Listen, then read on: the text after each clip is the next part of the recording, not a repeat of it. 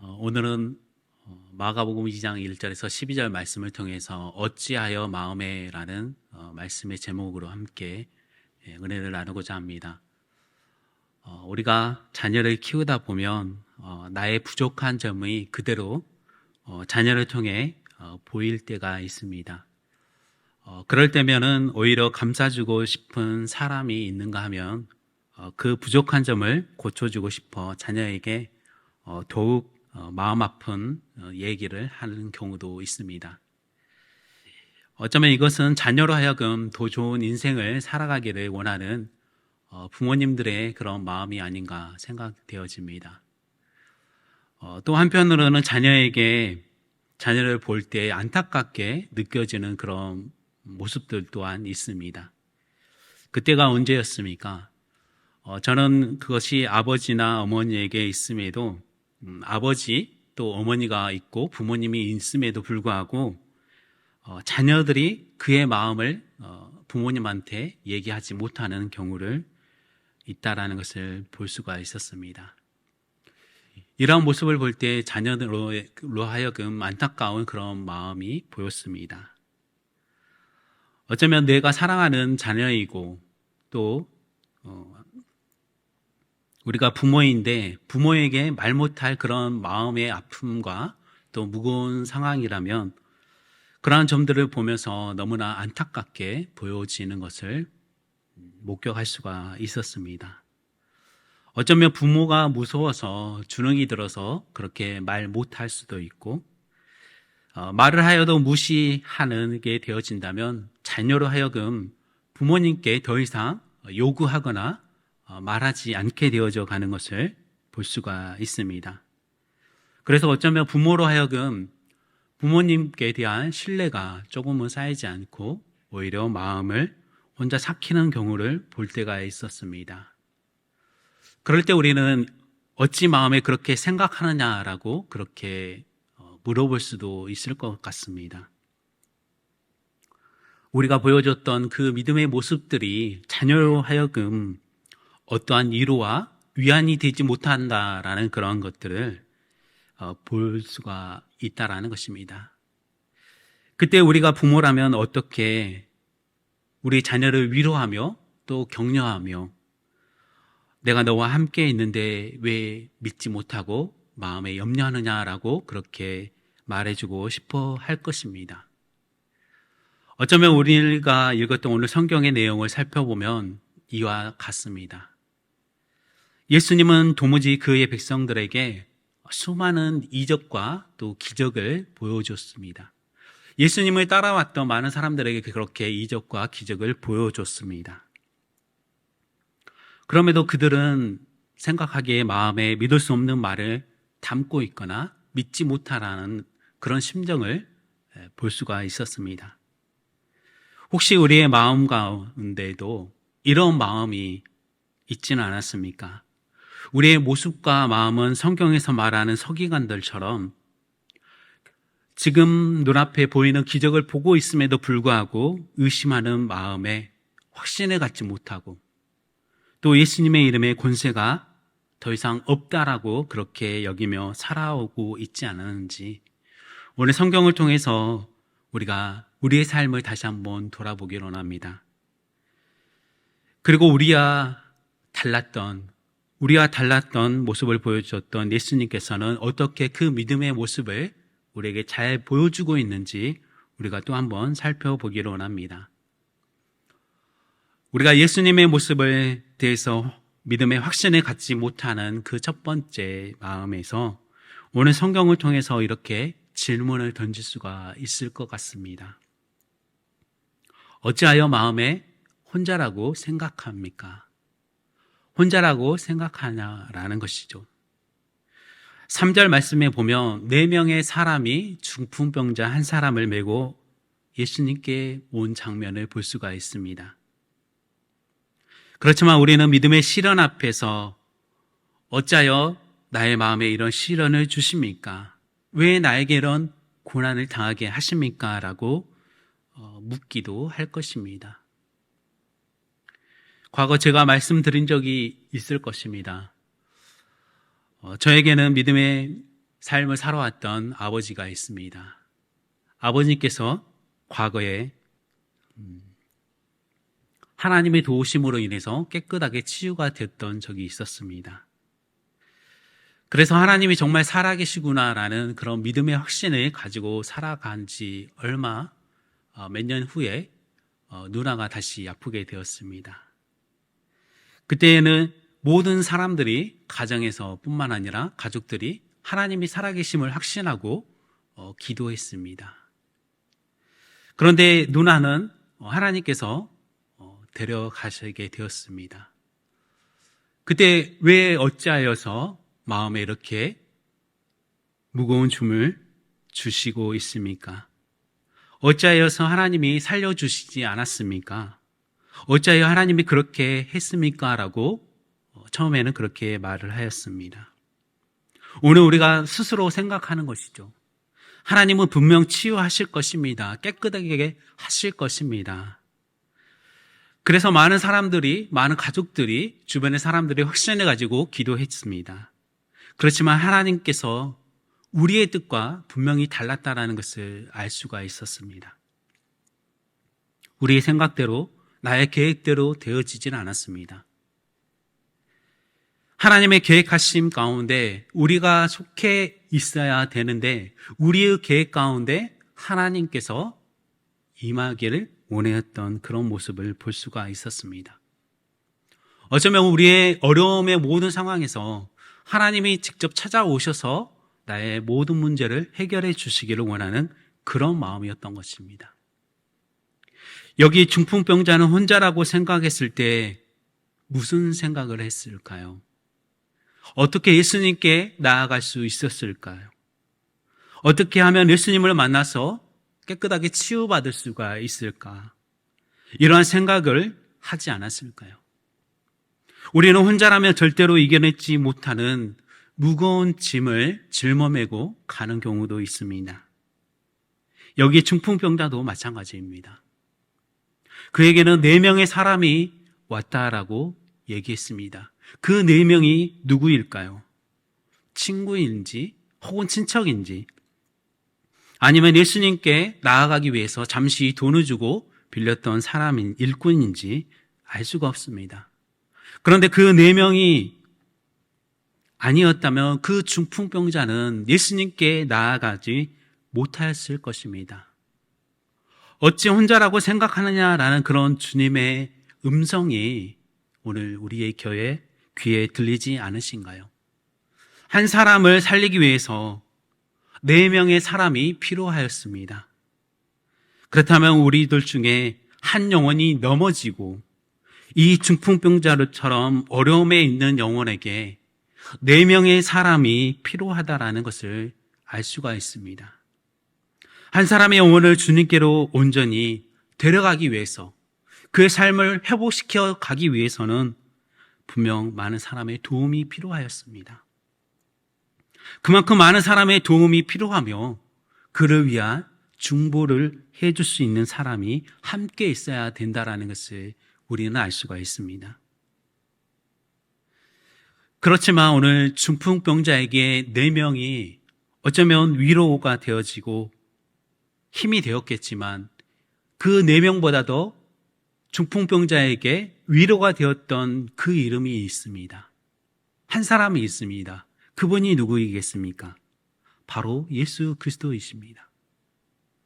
예수 그리스도가 있었기 때문에 예수님께로만 나아가면 그의 삶이 깨끗하게 치유가 되어질 것이다. 다시 일어나 걸을 수 있게 될 것이다. 라는 그런 소망을 갖게 되었습니다. 4명의 사람도 중요하지만 4명보다도 예수님이 더 중요하였습니다. 그래서 그 4명보다도 예수님을 더 의지할 수 있게 되었던 것입니다. 그래서 그 중풍병자는 4명의 사람의 도움을 통해서 예수님께 나아갈 수가 있었습니다. 그런데 우리는 과연 어떠합니까? 그 4명의 사람에게 우리는 혼신의 힘을 쏟는 경우가 있다라는 것입니다. 왜냐하면 그 4명이 나의 삶을 위로해 줬다라고 생각하기 때문입니다. 우리가 이처럼 네 명의 사람을 의지하고 살아가려고 할 수도 있습니다. 그 네 명이 나에게는 둘도 없는 큰 위로자라고 여기면서 어리석었던 그런 생각을 갖고 살아가기도 합니다. 분명 네 명의 사람이 나에게는 필요하지만 그 네 명은 단지 나를 주님께로 인도해 가는 그 영혼입니다. 거기에 그쳐야만 한다는 것이죠. 주님 앞에 나아가게 하는 것이 우리의 역할이 되어야 합니다. 이 네 명의 역할이 되어야 한다라는 것입니다. 예수님이 주인이요, 예수님만이 능력을 행하시는 분이고 예수님이 다시 그 영혼에게 구원을 베풀 수 있는 분이다라는 것을 우리가 기억해야 합니다. 우리 사람에게는 아무런 능력이 없음을 알 수가 있게 되어집니다.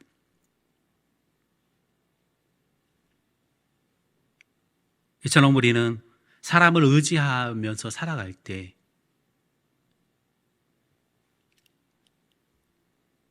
우리에게 위로와 평안을 줄 수 있을 것이라고 생각합니다. 가족이나 우리 사랑하는 자녀가 혹은 사랑하는 이가 우리 곁을 떠나갔을 때 우리에게 어떠한 위로와 평안을 찾기가 어렵다라고 그렇게 말을 한 경우도 있습니다.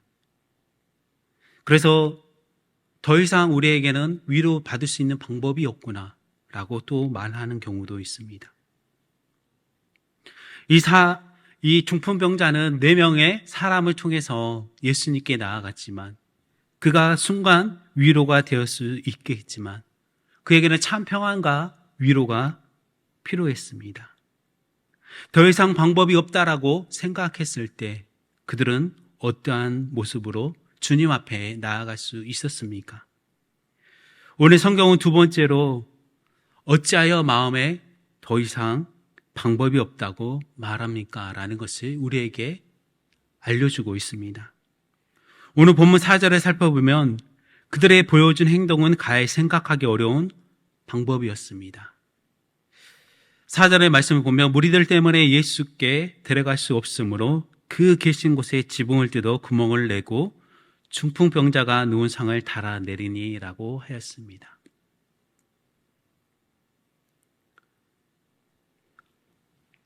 한 사람의 영혼을 위해서 또 한 사람을 온전케 하기 위해서 그리고 한 사람을 온전히 치유하기 위해서 어떻게든 예수님께 나아가야만 했습니다.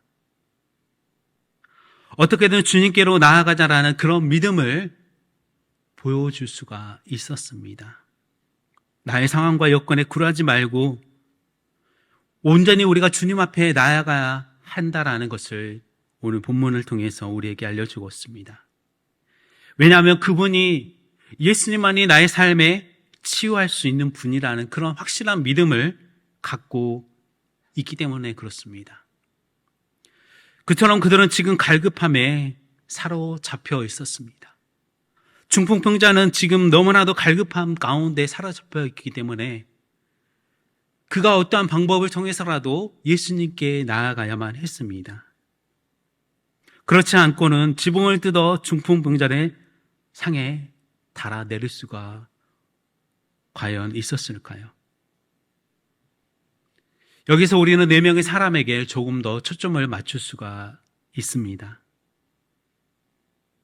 어쩌면 한 사람도 마음이 3명과는 달랐다면 그 중풍병자를 향한 긍휼의 마음을 온전히 드러낼 수가 없었을 것입니다. 예수님께로 온전히 인도할 수 없었을 것입니다. 결코 예수님께 나아가는 것 자체가 어려웠을 줄 압니다. 12명의 정탐꾼을 보내었던 모세는 가나안을 살펴보기 위해서 여호수아와 갈렙을 포함하여 함께 가나안을 정탐하러 보내었습니다. 40일의 긴 시간 동안 그들은 가나안 구석구석을 살펴보았습니다. 그들은 12지파의 대표라고 할 수 있는 사람들이 함께 모였습니다. 그럼에도 그들은 각각 어떻게 보고하였습니까? 그들의 보고는 각각 달랐습니다. 여호수아와 갈렙은 분명 저기에는 하나님께서 주신 우리에게 주신 땅이다라고 보고했습니다. 하지만 나머지 10명의 지파의 대표라고 할 수 있는 사람들은 어떻게 얘기하였습니까? 민수기 13장 27절에서 28절 말씀을 보면 모세에게 말하여 이르되 당신이 우리를 보낸 땅에 간즉 과연 그 땅에 젖과 꿀이 흐르는데 이것은 그 땅의 과일이니이다. 그러나 그 땅 거주민은 강하고 성읍은 견고하여 심히 클 뿐 아니라 거기서 아낙 자손을 보았으며 라고 하였습니다. 이들의 보고는 여호수아와 갈렙의 보고와 전혀 달랐습니다. 너무나 실망스러운 그런 보고였습니다. 그들의 마음의 상태가 더 이상 어떠한 방법이 없다라고 절망하는 것 같지 않습니까? 더 이상 방법이 없다라고 여기면서 그들은 낙심하면서 좌절하였습니다. 그런데 여기에서 그치는 것이 아니라 오히려 여기에 더 덧붙여서 얘기하고 있습니다. 31절에서 33절 말씀을 계속해서 이어서 보면 이렇습니다. 그와 함께 올라갔던 사람들은 이르되 우리는 능히 올라가서 그 백성을 치지 못하리라. 그들은 우리보다 강하니라 하고 이스라엘 자손 앞에서 그 정탐한 땅을 악평하여 이르되 우리가 두루 다니며 정탐한 땅을 그 거주민을 삼키는 땅이요 거기서 본 모든 백성은 신장이 장대한 자들이며 거기서 네피림 후손인 아낙 자손의 거인들을 보았나니 우리는 스스로 보기에도 메뚜기 같으니 그들이 보기에도 그와 같았을 것이니라 라고 하였습니다. 이스라엘 백성으로서 지금까지 인도해왔던 하나님의 놀라운 섭리 아래 그들이 갖고 있었던 자긍심은 온데간데 없이 사라지고 말았습니다. 가나안 땅을 우리에게 주셨다는 하나님의 약속의 말씀 또한 그 약속을 믿고 나아가는 하나님의 자녀라는 그 자긍심마저도 잃어버리고 말았습니다. 그들의 눈에 보기에는 가나안의 백성들이 자기들보다도 강하고 크고 거인이라는 것에 사로잡혀 있었습니다. 하나님을 생각하면서 우리가 기도할 때마다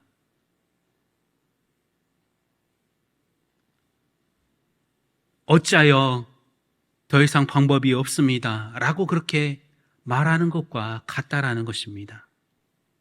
우리의 환경과 여건에서만 그 문제를 바라본다면 분명 지붕을 뚫고 믿음으로 중풍병자를 내리지 못하였을 것입니다. 사람들이 많아서 더 이상 앞으로 나아갈 수 없게 되었을 때, 나의 삶의 문제에 가로막혀서 앞으로 나아갈 수 없을 때, 더 이상 우리가 방법이 없다고 말하기 전에 우리는 하나님께 나아가야 할 것입니다. 그래야 하나님께서 우리를 살려주실 것입니다. 그래야 우리가 치료받을 수가 있습니다. 그래야 우리 삶을 계속해서 믿음 안에서 세워갈 수 있게 될 것입니다. 우리의 믿음 생활 중에 잃어버렸던 것 중 가장 큰 것은 어쩌면 예수 그리스도 그 이름이 아닌가 생각해 볼 수가 있습니다. 예수님은 서기관들의 마음을 아시고 어찌하여서 이것을 마음에 생각하느냐라고 오늘 본문 8절에는 말씀하고 있습니다. 서기관들은 예수님의 능력을 믿지 못한 사람들이었습니다. 예수님이 보여주신 그러한 모습들은 신성모독하는 죄라는 것 정죄하였습니다. 하나님 한 분의 죄사함의 권능이 없는 분인데 왜 예수라는 분이 나타나 이렇게 권능을 얘기하는지 못마땅하게 여겨왔습니다. 인간의 모습으로 보면 예수님의 모습을 너무나도 부정적으로 바라볼 수밖에 없었습니다. 그럼에도 우리는 예수님의 이름에 권능이 있고 능력이 있음을 우리는 얼마나 과연 선포하면서 살아가고 있습니까? 그 능력을 의지하면서 살아가고 있습니까? 우리 모두는 어릴 적에 아마 아픈 적이 있으면 어머니가 교회를 다니셨거나 아버지가 교회를 다니셨다면 머리에 손을 얹고 기도를 해준 적이 있을 것입니다. 물론 병원에 가기가 힘들어서 머리에 손을 얹고 기도한 것일 수도 있겠지만 그만큼 예수 그리스도의 이름의 능력을 구하는 기도를 하였습니다. 머리에 손을 얹고 기도하는 것은 아주 단순하고 간결한 것입니다. 또 한편으로 보면은 병원에 빨리 데려가면 될 것을 미련하게 기도한다라고 생각할 수도 있을 것입니다. 그럼에도 우리는 그 믿음 안에서 살아왔습니다. 예수 그리스도의 그 능력 아래 살아왔습니다.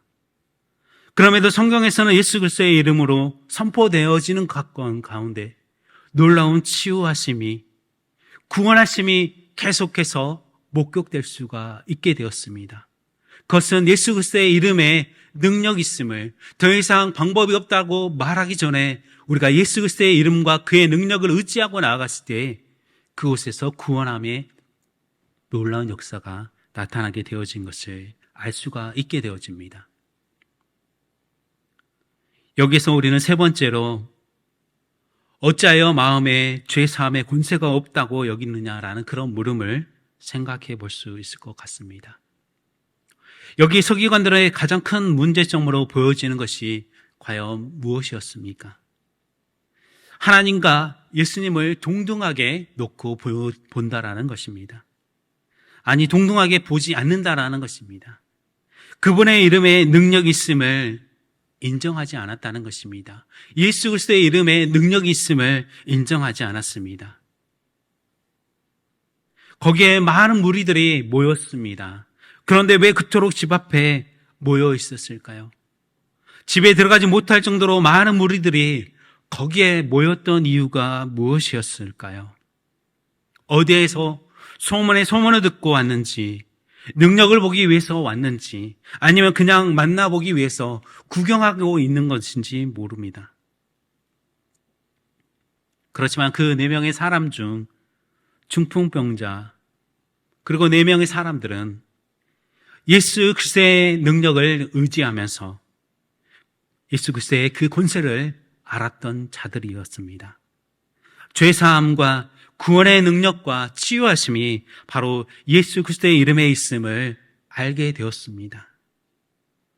하나님의 아들 예수 그리스도를 이 땅에 보내주셔서 그 이름을 힘입은 자들에게 영생을 허락하셨습니다. 그 이름으로 우리가 구원 얻게 되어지며 하나님의 자녀로 삼아 주셨습니다. 그래서 요한복음 5장 24절 말씀에 이렇게 말씀하고 있습니다.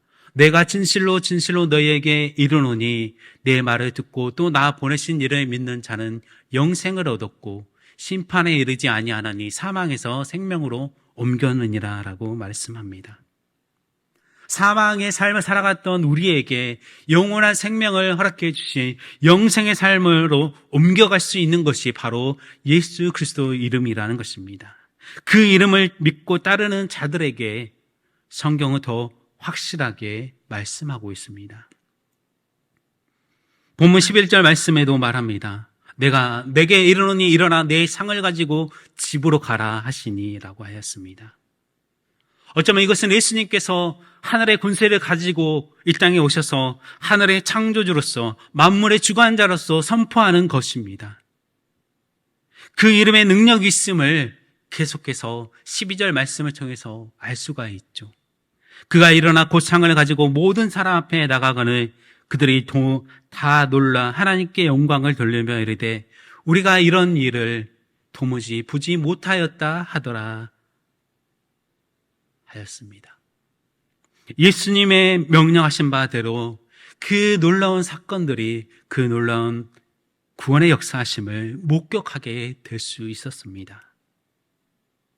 처음 예수님을 만나러 올 때 4명의 사람의 도움을 통해서 중풍병자는 나오게 되었지만 이제 돌아갈 때는 그가 혼자 침상을 가지고 걸어갈 수 있는 놀라운 장면을 목격할 수 있었습니다.